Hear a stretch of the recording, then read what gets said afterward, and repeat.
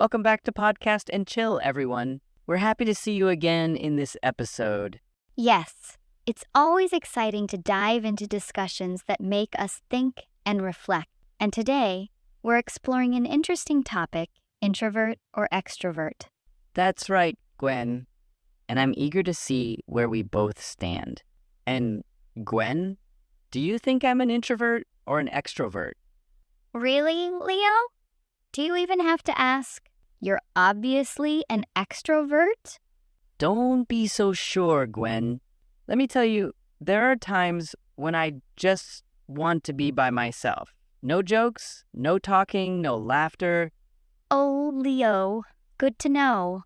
You're a regular person sometimes. Gwen, Chill out. Just joking.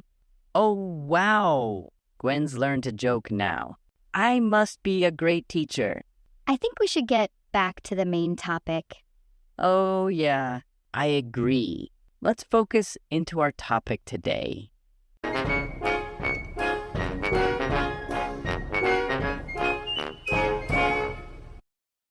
So, how do you think people usually differentiate between these two personality types?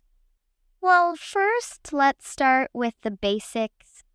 I think personality shapes how we interact with the world. Introverts often enjoy solitude and deep conversations, while extroverts thrive in lively social gatherings. Yeah, introverts are likely to find solace in reading a book or pondering life's mysteries, enjoying the quiet and their own company. And extroverts might find their energy in the buzz of a busy cafe, engaging in lively discussions, or simply soaking in the vibrant atmosphere. Nevertheless, being an introvert or an extrovert isn't just about being shy or outgoing. It's more about where we get our energy from. Introverts recharge by spending time alone, while extroverts gain energy from being around people. And it's important to know that either is better than the other. They're just different ways of engaging with the world. Understanding our own personality can help us make choices that align with our true selves, from the careers we pursue to the relationships we build. And embracing that difference is key.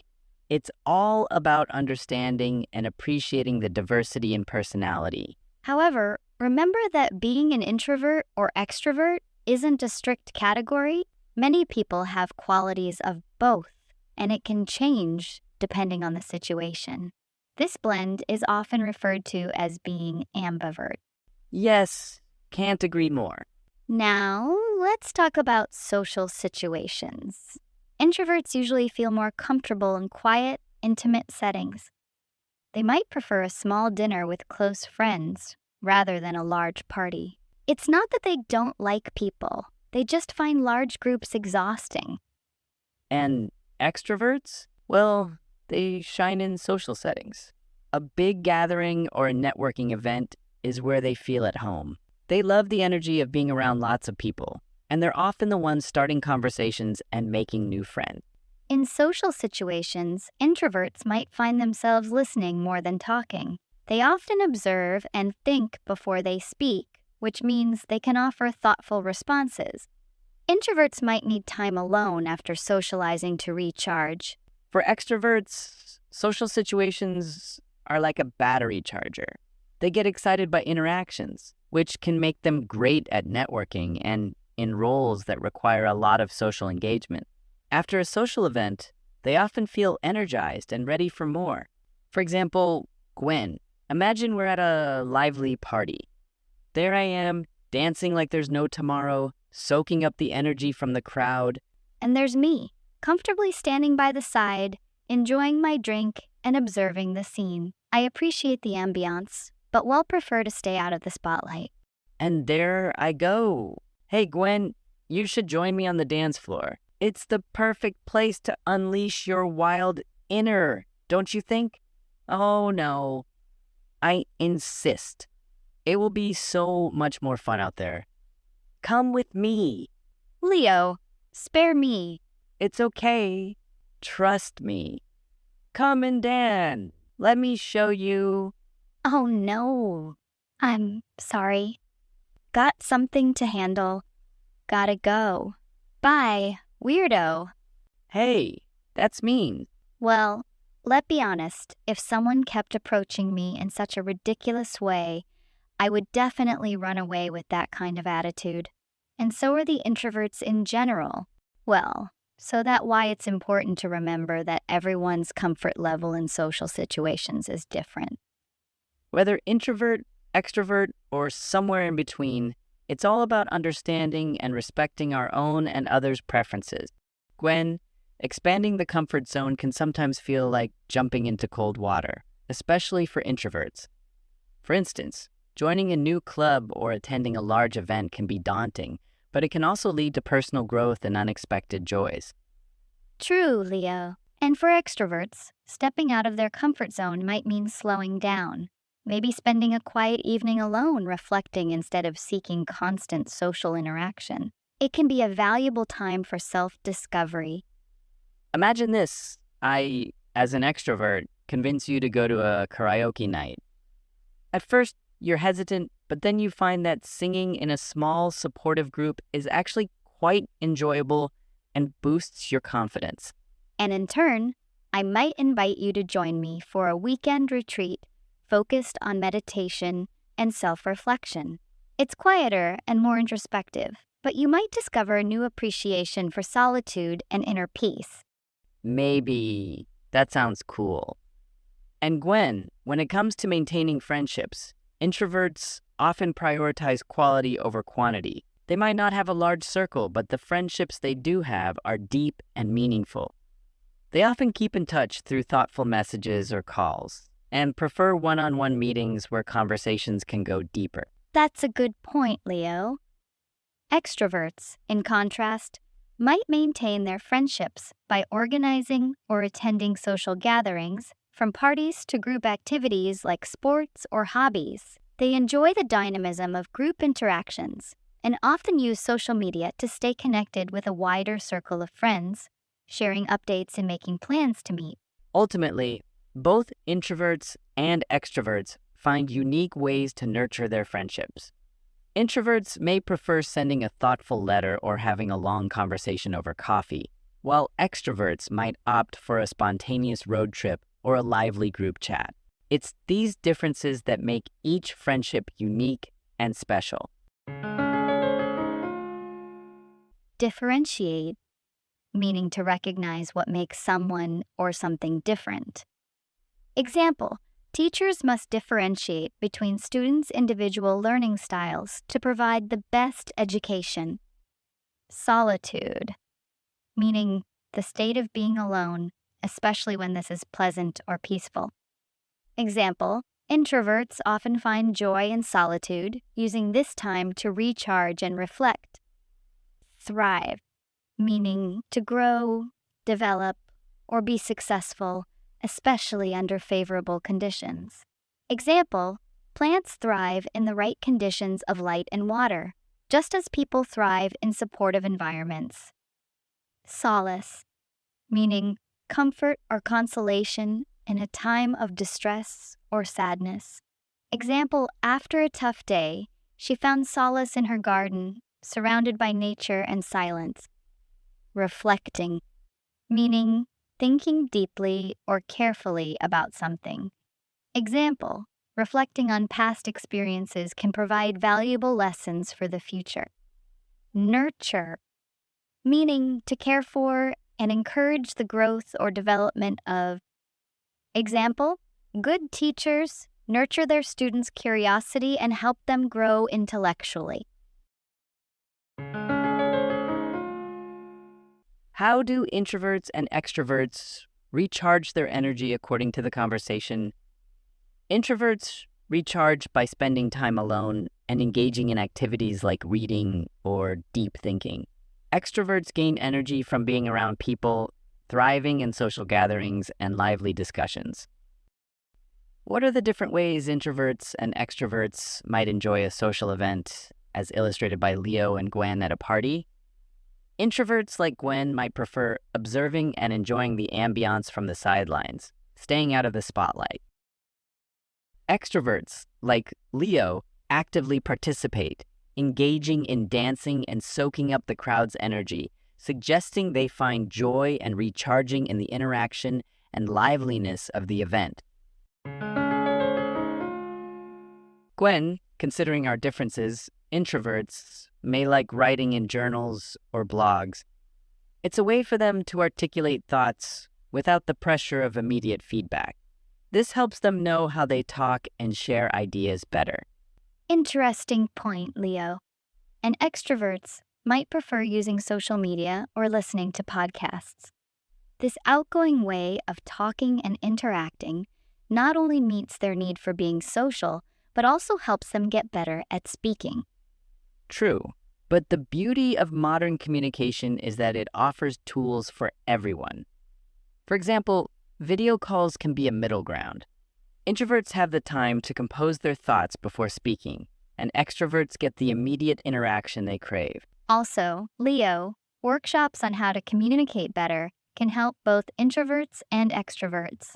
Introverts learn to speak up more, while extroverts can practice active listening and empathy, ensuring they don't overpower the conversation. Let's not forget, Gwen, the role of nonverbal communication. Introverts might be more observant of body language, using it to gauge the comfort level of interactions. Extroverts, vibrant and expressive, often communicate their enthusiasm and openness through gestures and facial expressions.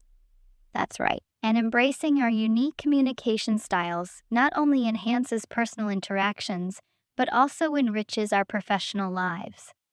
Whether networking, team building, or presenting, understanding, and leveraging these differences can lead to success in various settings. Gwen, when we think about introverts in the workplace, their ability to focus and delve deep into their work is unmatched. In independent work settings, this focus is a huge advantage, allowing for detailed and thoughtful work outcomes. True, Leo, but in team environments, introverts might find the constant interaction and group dynamics challenging. They prefer time to process information and may not always speak up in group discussions, which can sometimes make their contributions go unnoticed. On the other side, extroverts excel in team environments. Their energy and enthusiasm can inspire others, and they're great at facilitating discussions and driving projects forward. They thrive on collaboration and the social aspects of team projects. However, in solitary work environments, extroverts might struggle with the lack of social interaction. They may find themselves distracted or feeling isolated, which can affect their productivity and overall satisfaction with their work. That's why it's essential for workplaces to recognize these differences and create a flexible environment that caters to both introverts and extroverts. For example, having both open areas for teamwork and quiet spots for solo work can make the most of each type's strengths. Absolutely, Leo. And adding team activities that consider what each person likes can also make the team work better together. It's all about creating a balanced work environment that respects and leverages the unique qualities of both introverts and extroverts. Self-care is also crucial for everyone, Gwen. For introverts, it might mean spending time alone to recharge after social interactions. Reading a book, taking a walk in nature, or simply enjoying quiet time can be refreshing and restore their energy. That's right, Leo. And for extroverts, self-care often involves engaging in social activities that energize them. Participating in group sports, attending social events, or simply hanging out with friends can be vital for their well-being. However, it's important to recognize that self-care is not one size fits all. Introverts might occasionally enjoy social activities, and extroverts might find solace in solitude at times. Listening to your own needs and respecting your limits is key. Exactly. And incorporating healthy habits into our daily routine is also part of self-care. This includes exercising regularly, eating a balanced diet, getting enough sleep, and practicing mindfulness or meditation. And let's not forget the importance of setting boundaries, Gwen. Whether it's saying no to additional responsibilities when you're already overwhelmed or taking a digital detox to escape the constant connectivity, setting clear boundaries is essential for self-preservation. Absolutely, Leo. Self-care is an act of self-love that allows us to function at our best. By taking care of ourselves, we're better equipped to face challenges, connect with others, and pursue our goals and dreams. Gwen, introverts adopting extroverted behaviors can really open up new opportunities. For example, by pushing themselves to network more, they can make valuable connections that could help in their career or personal growth. True, Leo. However, it's important for introverts to do this at their own pace. Overextending could lead to burnout. Small steps, like initiating conversations at events or joining groups that share their interests, can be a good start. Exactly. And embracing a bit of extroversion can also enhance their social skills, making them feel more comfortable in diverse situations. It's all about finding a balance between staying true to oneself while exploring new horizons. Indeed, Leo. It's also worth noting that adopting extroverted behaviors doesn't mean changing who they are. It's more about expanding their toolkit to navigate the world more effectively, whether it's speaking up in meetings or being more assertive in their personal lives. And let's not forget the fun aspect, Gwen. Trying out extroverted activities like attending a dance class or going to a social gathering can bring a lot of joy and even reveal hidden interests or talent. Absolutely. Leo, it's about enriching their lives with new experiences. For introverts, adopting some extroverted behaviors can lead to growth, resilience, and a deeper understanding of themselves and others. Articulate, meaning able to express thoughts and feelings easily and clearly, or showing this quality. Example, he was an articulate speaker, capturing the audience's attention with his clear and expressive words. Compose, meaning to write or create a work of art, especially music or poetry, or to calm or settle oneself. Example, she composes beautiful music that resonates with many people's emotions. Empathy, meaning the ability to understand and share the feelings of another. Example, showing empathy towards friends who are going through tough times can strengthen relationships. Nonverbal communication, meaning the process of conveying a message without the use of words, which can include gestures, facial expressions, and body language. Example, nonverbal communication is powerful. A smile can convey friendliness without saying a word. Observant, meaning good at noticing things around you, paying close attention to details. Example, as an observant person, she quickly noticed the changes in her friend's behavior. Vibrant, meaning full of energy, enthusiasm, or distinctive qualities that make something lively or colorful. Example, the festival was vibrant with colorful decorations and lively music that filled the streets. How do video calls serve as a middle ground for introverts and extroverts in terms of communication? Video calls allow introverts time to compose their thoughts before speaking and give extroverts the immediate interaction they crave. Why is it essential for workplaces to cater to both introverts and extroverts? Recognizing the unique qualities of both introverts and extroverts and creating a flexible environment can enhance productivity and satisfaction for all employees. Well, that's all for today. Thank you for spending your time with us today. We hope you found the discussion informative and enjoyable.